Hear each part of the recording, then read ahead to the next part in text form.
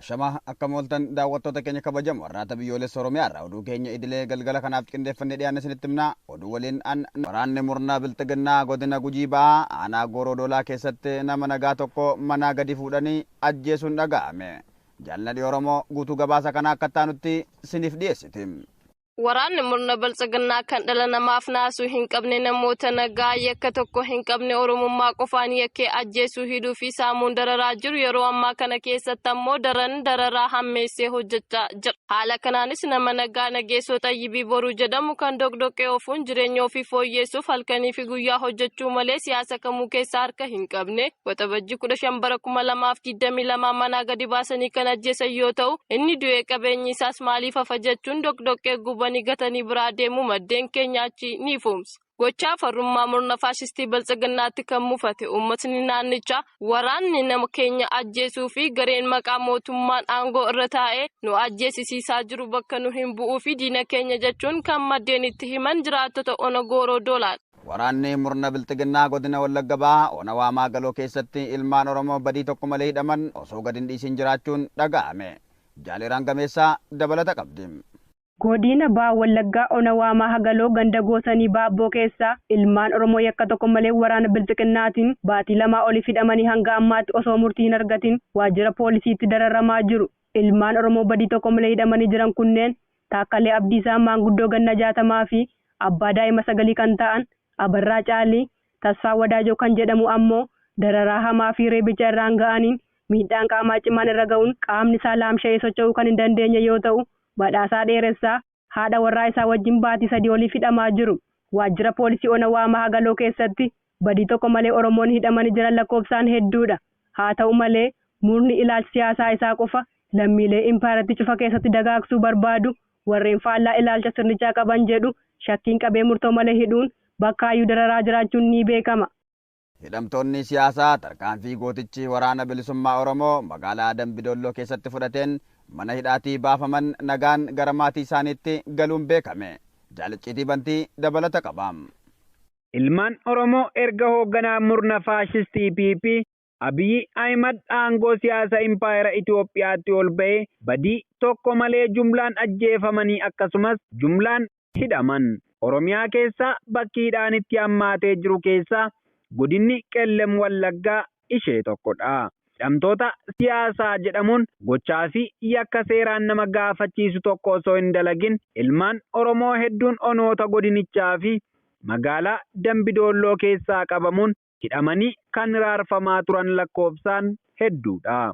Namoonni murtii dabaa sirni PP dantaa siyaasa isaaf itti murteessuun hidhee fi murtii malee qondaaltota waraana bilxiginnaan manneen hidhaa magaalaa Dambidolloo keessatti hidhamanii turan tarkaanfii bifa haaraan irree fi gaachanni uummata Oromoo waboon magaalaa Dambidolloo keessatti kibxata darbe waxabajjii 14 bara 2022 fudhateen gadhiifaman. Hidhamtoonni siyaasaa kumootaan lakkaa'aman mana hiraarsaa bilxiginnaa keessaa waboon gadhiifaman kunneen gorsi qorqalbii ogeessota siyaasaa waboon kennamuufiin akka gara maatii isaaniitti galan taasifamee jira.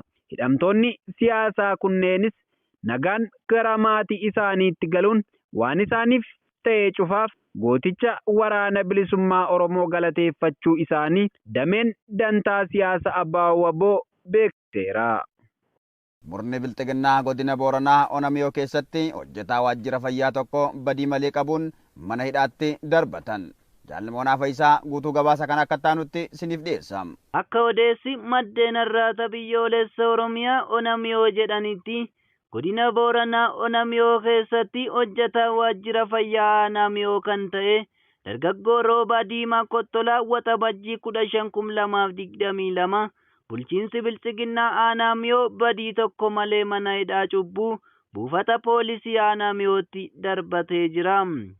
Dargaggoo Roobaa bara mootummaa wayyaanee ati diina ittiin jedhanii nama adamsamaa turee fi nama mana hidhaa Onamiyootti hanga dukkana Maakalaawwii fi Qaallittiitti dararamaa turedha.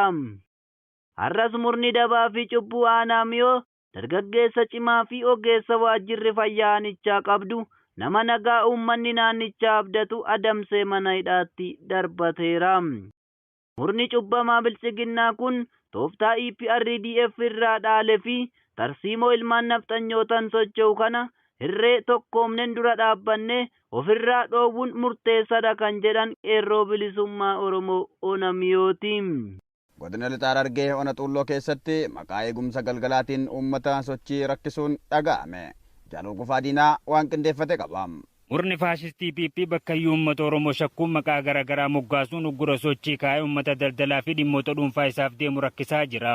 Murni bilchiginnaa kun waraanaa fi kaabinoota isaa fayyadamuun godina Lixaa Harargee Ona Xuulloo magaalaa Hirnaa keessatti kaleessa waxabajjii 16 bara 2022 kaabinootnii fi qaamonni nageenyaanichaa waltajjii ta'aniin uummatni magaalaa Hirnaa sa'a 2 duratti akka galu jechuun murtii godhatan. Murni daangaa sochii namoota magaalaa Hirnaa irratti godhan malee araddoota cufa keessatti xiyyeeffannoon sochii waraana bilisummaa Oromoo hordofanii guyyaa guyyaatti gabaasa akka aanaaf laattan qajeelfama dabarsaniiru.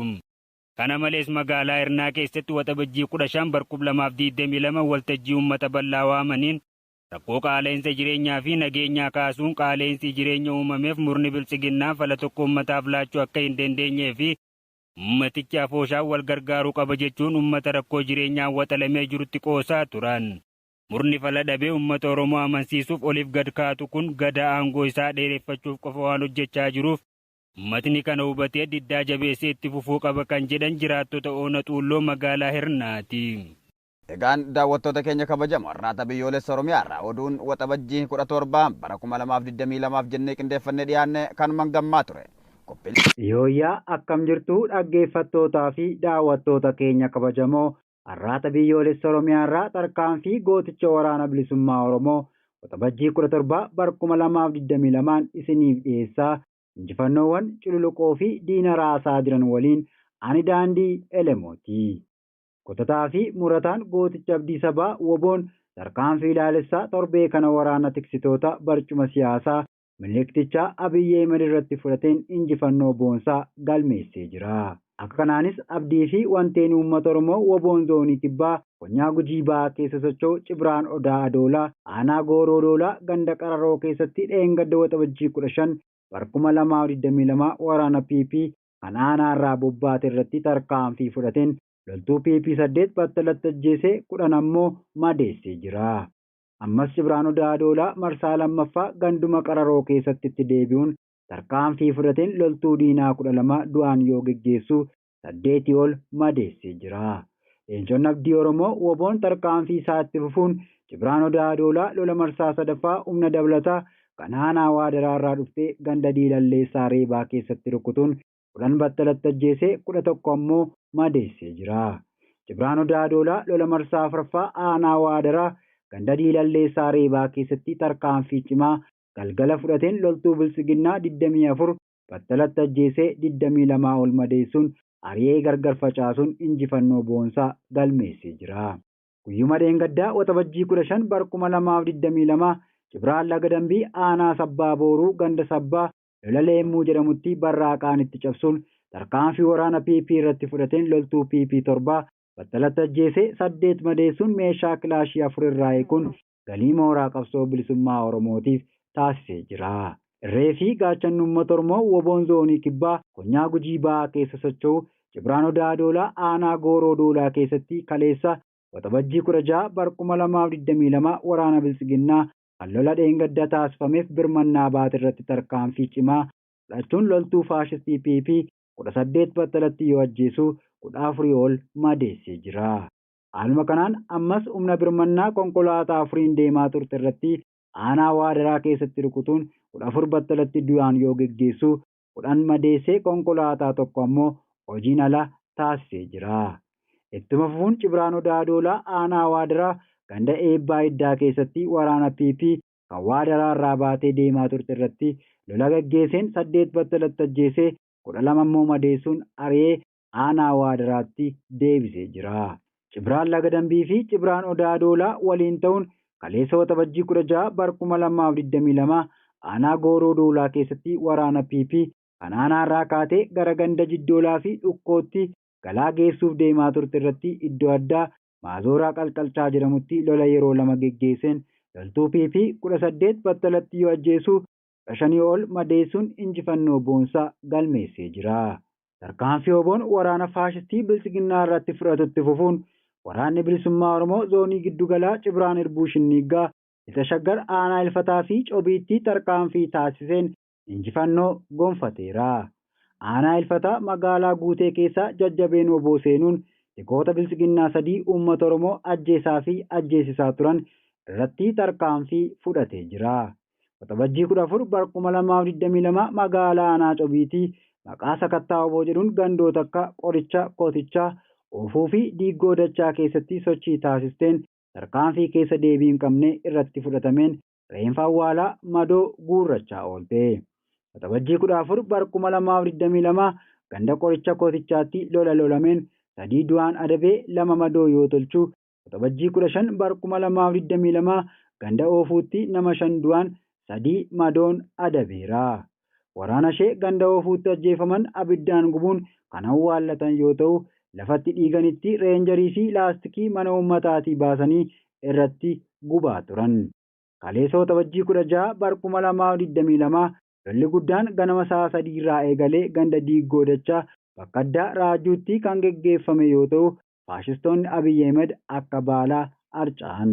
Lixa Oromiyaa keessattis tarkaanfii bifa haaraan eegaleen Engadda waxabajjii 15 bara 2022 woboon zoonii lixaa godina lixa Wallaggaa Maqanajjoo irratti waaree booda toora sa'a 9 irraa eegaluun hanga sa'a 11tti waraana bilisiginnaa birmannaaf deemtu irratti aleellaa laalessaa fudhateen 30 battalatti yoo ajjeesuu 15 madeessuun konkolaataa waraanaa 2 hojiin alaa taasisee jira. Godinuma lixa Wallaggaa ona mana sibuu ganda Beenguwaatti kaleessa waxabajjii 16 bara 2022 waraana bilisiginnaa kan magaalaa Asoosaa irraa ka'uun gara Oromiyaa seenaa turte irratti tarkaanfii laalessaa fudhachuun 20 ol yoo ajjeesuu 16 madeesseera.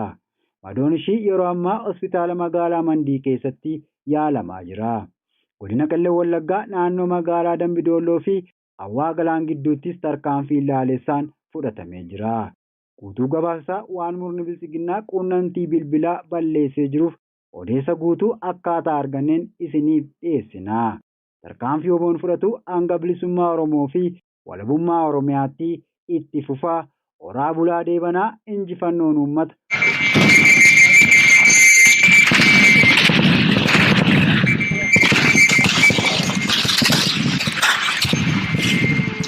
Gabaasa gumaacha gooticha waraana bilisummaa Oromoo dinagdeen tillisuuf taasifame kan waxabajjii 17 bara 2022 san dhageessisaa annadhi Oromooti. Sabboontotni ilmaan Oromoo reefii gaachan uummata Oromoo boo dinagdeen tillisuuf gumaacha taasisan cimsanii itti fufanii jiru. Haaluma kanaan gareen tumsa oboo Kaayiroo Ijipti deeggarsa oboof taasisaniin kan marsa 7ffaa reefii gaachan uummata Oromoo boof qarshii 54,200 gumaacha taasisanii jiru. Tumsii fi deeggarsa oboof taasifamu cimee itti fufuun Afooshaan Booranaa fi Bareentoo biyya Siwiidin oboo dinagdeen jabeessuuf marsa 3ffaaf qarshii Itoophiyaa 98,312 galii godhanii jiru. Gumaati maallaqa oboof taasifamu itti fufuun ilmaan Oromoo garee humna furgaatuu urjii lolaa jalatti gurmaa'an marsa 8ffaaf qarshii Itoophiyaa 37,513 galii godhanii jiru. Sabboontotni ilmaan Oromoo oboo jabeessuu itti fufuun maandheen tumsa oboo biyya Masrii koodii 39 jalatti gurmaa'an marsa 5ffaaf oboo jabeessuuf qarshii 12,700 gumaacha taasisanii jiru. Sabboontotni ilmaan Oromoo maadheelee fi afooshaalee garaagaraa jalatti gurmaa'anii oboo tumsaa jiran kunneen fuula duras hanga bilisummaa fi walabummaa Oromiyaatti akka itti fufan waadaa galanii jiru jechuun gabaasa jajaa olaanaan ABO irratti biyyoolessa Oromiyaa qaqqabsiisaniin beekuun danda'amee jira. Nutis galanni keessan bilisummaa haa ta'u ittiin jenna horaa bulaa deebanaa injifannoon uummata Oromootiif.